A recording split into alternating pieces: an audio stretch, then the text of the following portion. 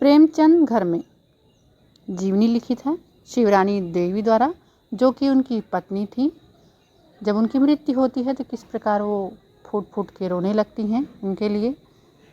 तो आज हम पढ़ेंगे मित्रों अपने चैनल पर प्रेमचंद घर में जीवनी को, इसके महत्वपूर्ण कथनों को। जितने भी कथन आए हैं इसमें मैंने उसको यहाँ संकलित कर लिया है।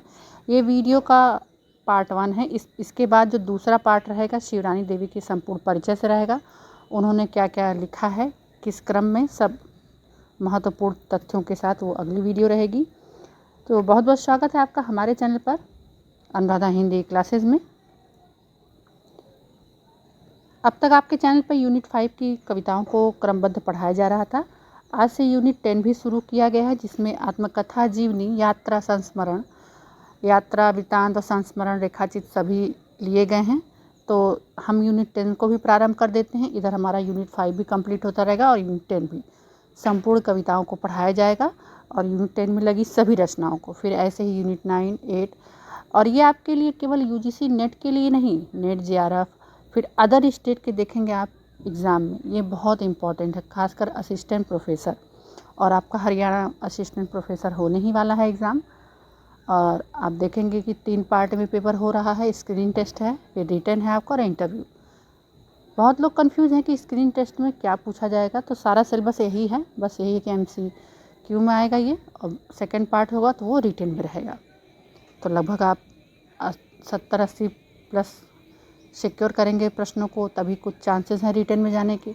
इसलिए इसको ज़रूर देखें और आगे के पार्टों को ज़रूर देखें। प्लेलिस्ट में सभी वीडियोस ऐड होती जा रही हैं, बिल्कुल फ्री है, कोई पेड नहीं है क्लासेस,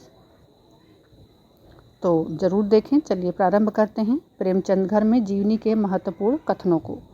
तो थोड़ा सा बहुत ही संक्षिप्त परिचय मैंने यहाँ ले लिया है,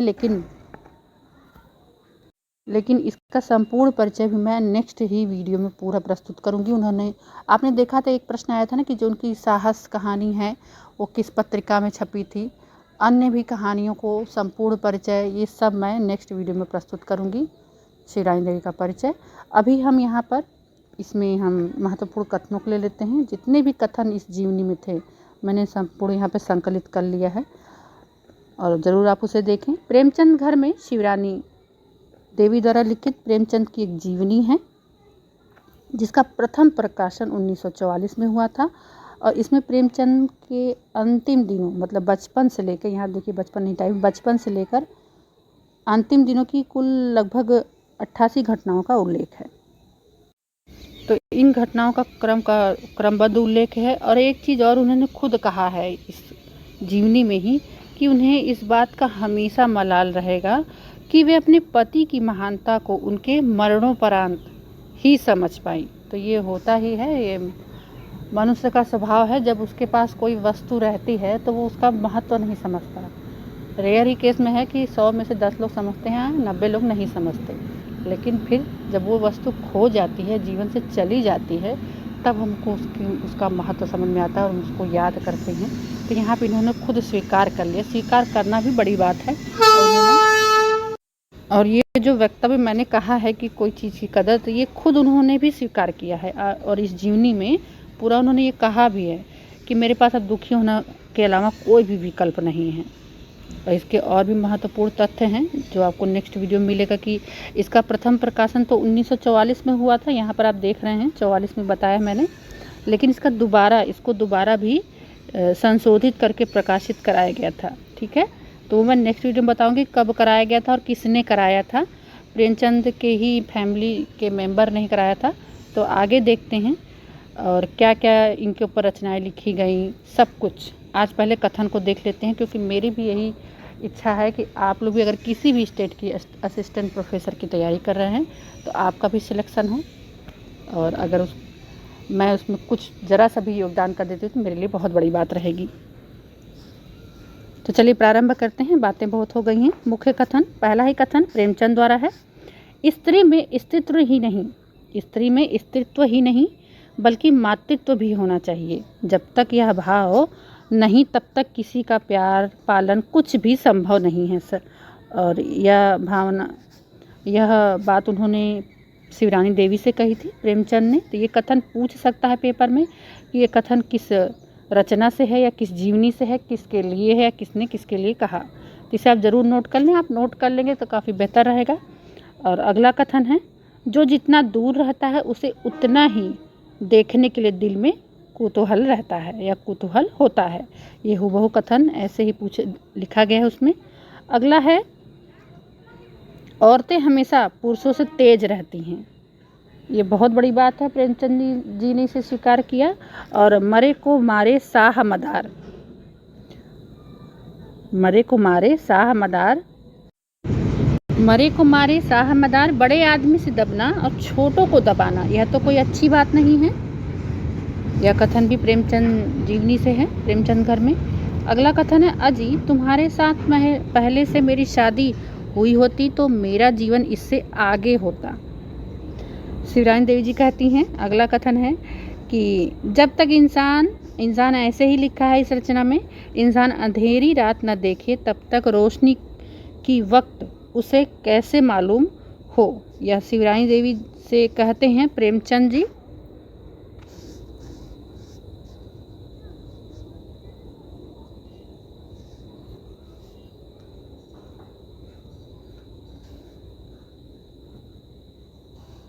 अगला कथन है कि अगर आप मेरी बीवी होते तो, ये काफ़ी हास्यास्पद कथन है कि अगर आप मेरी बीवी होते तो मैं बताती कि स्त्रियों के साथ कैसे रहना चाहिए। एक हास्य व्यंग्य कहती हैं शिवरानी देवी जी प्रेमचंद जी से। जब आदमी खुद वैसा ना हो तो दूसरों से आशा करना व्यर्थ है, शिवरानी देवी जी का कथन है। अगला कथन है, अफसर बनकर इंसान नहीं रह जाता, इंसान नहीं रह जाता और ईश्वर मुझे इससे हमेशा दूर रखे। यह कथन भी प्रेमचंद जी का है। अगला कथन है शिवरानी देवी जी का, जो जैसा करता है वैसा ही भोगता है। इसके बाद एक महत्वपूर्ण कथन है कि माँ का मरना जैसे मुझे खलता है वैसे उन्हें भी खलता होगा। प्रेमचंद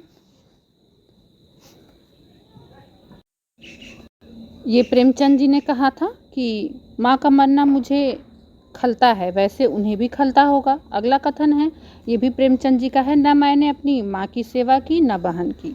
यह उनका एक अफसोस है। अगला कथन है, जो आदमी खुद अपने पैरों पर खड़ा होता है उसी की मदद खुदा भी करता है। नेक्स्ट कथन है, जिसको इंसान समझे कि जीवित है वह जीवित है, जिसे समझे मर गया वह मर गया। यह प्रेमचंद जी का कथन है। अगला कथन है, यह हिंदुस्तान है, कलम के बल पर रोटियां चलाना बहुत मुश्किल है। नेक्स्ट कथन है आपका शिवरानी देवी जी का कि ज़रूरतों का गुलाम होना ठीक नहीं है। दिल्ली कितनी भी उजड़ जाए देहात तो रहेगी ही, शिवरानी देवी जी का कथन है। नेक्स्ट कथन है, आदत की कोई दवा नहीं होती। बहुत ही महत्वपूर्ण कथन है, आदत की कोई दवा नहीं होती, शिवरानी देवी जी कहती हैं। अगला कथन है, जिस धर्म में रहकर लोग दूसरे का छुआ पानी भी नहीं पी सकते उस धर्म में मेरे लिए गुंजाइश कहाँ। मेरी समझ में नहीं आता कि हिंदू धर्म किस पर टिका हुआ है, प्रेमचंद जी कहते हैं ये कथन। नेक्स्ट कथन है, हिंदू धर्म सबसे ज़्यादा स्त्रियों को ही चौपट कर रहा है। जरा सी गलती स्त्रियों से हुई उन्हें हिंदू समाज ने बहिष्कृत कर दिया। सबसे ज़्यादा हिंदू स्त्रियां चकल खाने में हैं। ये 8 करोड़ मुसलमान बाहर के नहीं घर के ही हैं, ये सब तुम्हारी ही बहनें हैं। और मैं यह भी कहता हूँ, ऐसे तंग धर्म में रहना भी नहीं चाहिए। प्रेमचंद जी का ये कथन रहता है इस जीवनी में। अगला है, जो गाय के पीछे प्राण देते हैं वही हिंदू अपने माँ बाप को रोटियां नहीं दे सकते। काफ़ी महत्वपूर्ण कथन। वही हिंदू घर की बेटी बहन को निकाल देते हैं। यह क्या इंसानियत से दूर करने वाली बातें नहीं? फिर भी लोग नाज से कहते हैं, इसको नाज बना लीजिए, नाज से कहते हैं कि गौ हमारे पूजन की चीज़ है।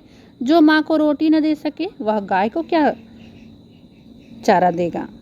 अगला कथन है प्रेमचंद जी का ही है कि अधिकार भी बड़ी महंगी चीज़ है, बलिदान करो ना उसके लिए। दया से कोई चीज़ मिल भी जाए तो अच्छा नहीं है और स्थायी भी नहीं होती। अपने पौरुष से ली हुई चीज़ अच्छी होती है। प्रेमचंद जी का ये कथन है। नेक्स्ट कथन है, जब स्त्रियां अपने को पुरुष से अलग समझने लगेंगे तो याद रखो संसार भयंकर हो जाएगा। ये प्रेमचंद जी का कथन है। अगला कथन है, जो जितना बड़ा होता है वह उतना ही गंभीर होता है, उसी के ऊपर दुनिया टिकती है। आगे के कथन को देखते हैं। स्त्री पुरुष का अलगोजा कैसा। एक रचना भी है इनकी, कहानी अलगोजा। स्त्री के अलगाव में तो हम जीवित भी नहीं रह सकते। प्रेमचंद जी ने इसे स्वयं स्वीकार किया है। मानसरोवर भाग 1 में ये कहानी संकलित है। और मैं तो यहाँ तक समझता हूँ कि कोई पुरुष बिना स्त्रियों के कुछ भी नहीं कर सकता। जब तक स्त्री का हाथ किसी काम में न लगेगा तब तक कोई भी काम पूरा नहीं पड़ सकता। जब घर घर की स्त्री पुरुष हिंदुस्तानी की तरक्की में लगेंगे तभी तो कल्याण होगा। तो यहाँ पर स्त्री की महत्ता भी बताई है प्रेमचंद जी ने। जो अपने को बलिदान कर दूसरों का गर्व बढ़ाता है उसका गर्व मान्य है। ये कथन भी इसी रचना से है। आजकल भी उन्नति का मूल कारण देवियां ही हैं।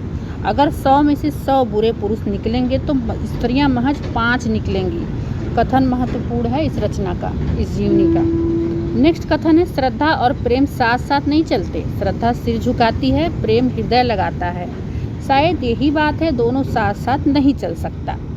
श्रद्धा में व्यक्ति भक्ति में श्रद्धा जुड़ जाती है, प्रेम में आलिंगन होता है। तो ये कथन शिवरानी देवी जी का है। अगला कथन है प्रेमचंद जी का, भाई के साथ दया का प्यार था, लड़के के साथ खून का प्यार है। और भाई दूसरे का लड़का था, लड़का अपने ही खून से है। तो ये प्रेमचंद जी का कथन है। अगला कथन है, जवान लड़के के भागने पर रोना नहीं चाहिए, लड़की भी तो नहीं है कि बदनाम होगी। प्रेमचंद जी का ये कथन है। नेक्स्ट कथन है, जिसको आदमी कर्तव्य समझ लेता है उसको करने में मनुष्य को कुछ भी तकलीफ नहीं होती। इन कामों को आदमी सबसे ज़्यादा जरूरी समझता है। प्रेमचंद जी द्वारा कहा गया कथन है। नेक्स्ट कथन है, लेखक हिंदुस्तानी या यूरोपियन नहीं देख जाता, या जो लिखेगा उसी से सभी को लाभ होता है। प्रेमचंद मोस्ट इम्पॉर्टेंट कथन है, ये दे सकता है पेपर में। नेक्स्ट कथन है, लेखक जो तपस्या करता है उससे जनता का कल्याण होता है, वह अपने लिए कुछ भी नहीं करता। ये इम्पॉर्टेंट कथन है, मैंने इसको स्टार लगा दिया इसीलिए। नेक्स्ट कथन है शिवरानी देवी जी का, जिस चीज़ को आदमी अपनाता है, विश्वास करता है, अगर उससे किसी का अविश्वास हो जाता है तो दिल में एक क्रांति सी पैदा हो जाती है। यह जीवनी में शिवरानी देवी जी का कथन है। मरता हुआ आदमी कहीं दही चाटकर स्वस्थ हुआ है। व्यंग कथन है प्रेमचंद जी का।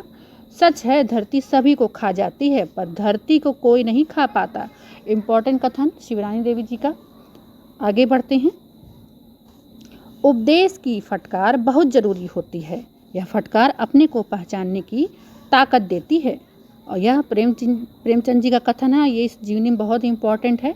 आप हमारे चैनल को सब्सक्राइब शेयर ज़रूर करिएगा। और प्रतिदिन कम्युनिटी पोस्ट पे एक प्रश्नोत्तरी होती है, तो जब आप सब्सक्राइब करेंगे तभी वह प्रश्न रोज प्रतिदिन आपके यूट्यूब पे दिखने लगेगा। अच्छी खासी वोटिंग होती है तो आप भी ज़रूर उसमें वोट करें। चाहे इंसान और कुछ न चाहे पर प्यार तो चाहता ही है। इन दोनों के पीछे आदमी जो भी लुटा दे थोड़ा ही है। तो किसके पीछे, तो ये आप देखेंगे प्रेमचंद का ये कथन है। अगला जो वीडियो है वो आपका शिवरानी देवी के समस्त संपूर्ण परिचय के साथ रहेगा। तो इस जीवनी के 2 पार्ट होंगे प्रेमचंद घर में। इस प्रकार से ये रचना कंप्लीट हो जाएगी। लेकिन हाँ, मैं एक बात ज़रूर कहना चाहूँगी, अगर इसको आप कथन को लिख लेते हैं और फिर इसके बाद नेक्स्ट पार्ट को भी अपने लिख लेते हैं, लेकिन आपको लगता है कहीं अभी अधूरा कुछ रह गया है, तो आप इस संपूर्ण रचना को ज़रूर पढ़िएगा। कुछ आपको भी हो सकता है महत्वपूर्ण चीज़ें मिल जाए, उसे आप ज़रूर नोट कर लें। तो बहुत बहुत धन्यवाद हमारे चैनल से जुड़ने के लिए। ऐसे ही बने रहें। बहुत बहुत धन्यवाद।